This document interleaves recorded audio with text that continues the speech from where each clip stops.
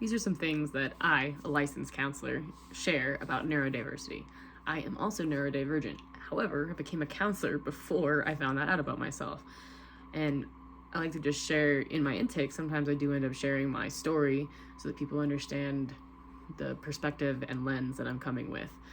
When I was in high school, junior year of high school, I was diagnosed with anxiety and depression. And I was like, yep, that tracks. I'm anxious and I'm depressed. Like, makes a lot of sense. At the time, it fit. So I actually went a lot of my life thinking that, okay, I've got anxiety and depression. I know I'd been experiencing it prior to when they told me, like they confirmed it. So I just kind of thought that's the way it was. And I actually became a counselor in my 20s. But in my 30s, I discovered that I am neurodivergent and I am autistic and I have ADHD. So this shed a lot of light onto what was going on from the original all of time, and then the original diagnosis time. Because what can happen is when people hear anxiety and depression, they can focus in on that and say, how do we fix anxiety? How do we fix depression? And that can be a really traumatizing experience to have to like hone in and be like, we need to get rid of this, it shouldn't be here. Whereas what I'm trying to explain is it's kind of like having a rash. If you have a rash on your arm, yes, the rash is real. Yes, anxiety and depression are real. But if I can properly treat it, I need to know where it came from in the first place, what caused it, is if it came from something I'm wearing versus something I ate. Those are very different things that I would want to address in the long run.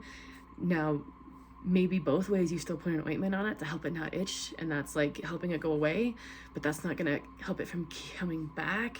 And I don't want you to think that you're broken if it comes back, right? And so what we end up doing to people is we treat the rash itself and then say like, oh, you just put this on it, your body just has a thing and you need this to make that thing go away.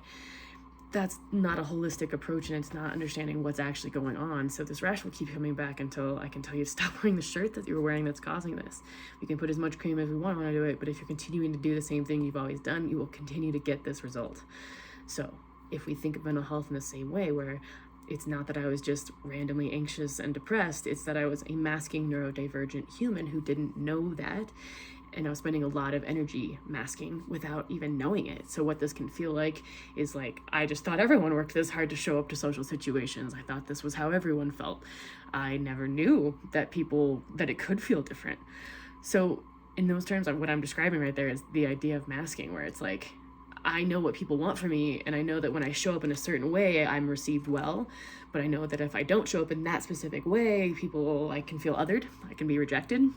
Whether it's perceived or real, a lot of times it is real though, because this is the other thing. If I tell someone, oh, it's all in your head, this is just your anxiety, so we just need to give you mantras and like help you think about this differently, that's kind of gaslighting them. That's not validating that they are picking up on a real thing that's happening, right? Like when I showed up as my authentic self, I was being treated like I was weird or strange or, I don't know, just othered. I was just othered. And even I didn't understand why, and they didn't really understand why. It was just that something was off and no one knew. So I picked that up very easily, very early, and instead was like, I know what people want and I can give them what they want, but only if I'm paying really good attention and if I'm putting a lot of energy into it. So then I'm anxious because I know how I'm supposed to show up and I can do it, but it takes me a lot more energy than other people to do it that way. So then I'm spending all this energy to show up how I have to, anxiety, and then I burn out. I can only do that for so long until I'm exhausted from doing it. And then people are like, what's wrong? Are you okay? Is everything okay? And so then you continue to have to put on this mask, or you think that you're broken, and then you think you're broken because if you're trying this hard, it shouldn't be this hard. So I must be broken. And this is where we start shaming ourselves for burning out. And then, like I said, now I'm depressed. And if we try to just fix the chemical imbalance, as in like, well, sometimes you just get depressed and sometimes your brain is just low on this chemical. Yes and no. Like I said, that rash is real. It's here. And yes, I am depressed. And yes, I have anxiety. But we got to look at the underlying cause. If it's that how much energy I'm spending masking as a neurodivergent human, then I actually need to address that this is burnout more so than it might just be straight up depression. And so that is something we got to learn how to be neurodivergent. So one way I try to describe types of brains in this situation is what this can lead us to in the so what part of understanding ourselves is if we look at a spectrum, the rainbow, red, orange, yellow, green, blue, purple, we look at all of these colors that exist. If I say that neurotypical is blue and neurodivergent is all the other colors, that doesn't mean that everything is supposed to be blue. But if I grow up in a world designed for blue brains, neurotypical brains, then I will think that I'm supposed to be blue brain, and I will pretend a lot of my time showing up as blue, even if I'm an orange brain. But here's the deal: orange is supposed to be orange and blue is supposed to be blue. So, or if orange is what my brain is supposed to be, then it's just about learning how to be an orange brain in a world designed for blue brains, while keeping ourselves safe, understanding how my orange brain wants to work, and that sometimes what's happening around me doesn't mean that's how I have to do it. This is about embracing diversity. When I learned about being neurodivergent and the term neurodiversity, it opened up this, oh, I'm a zebra, not a failed horse. Because you feel broken a lot of your life if you think that you're supposed to be doing it the way everyone else is telling you you're supposed to be doing it.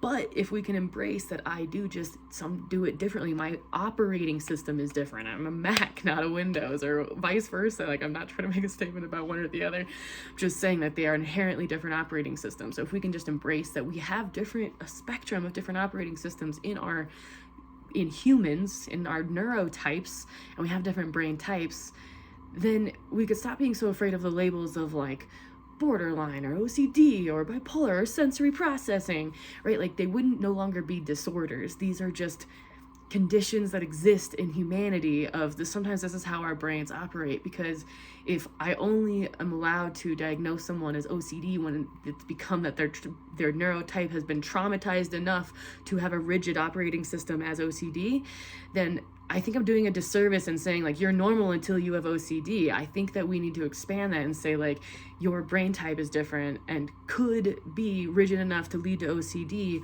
unless we start to validate you now. I want to validate you as your type of brain, not and trying to form you into a blue brain before it gets the other type. You already are a different type of brain. I want to help you figure out what that means, feels actually helpful to your brain and body and nervous systems, all of it, instead of telling you what should help and then making you think that it's supposed to all fit inside of that one box or everything else is broken.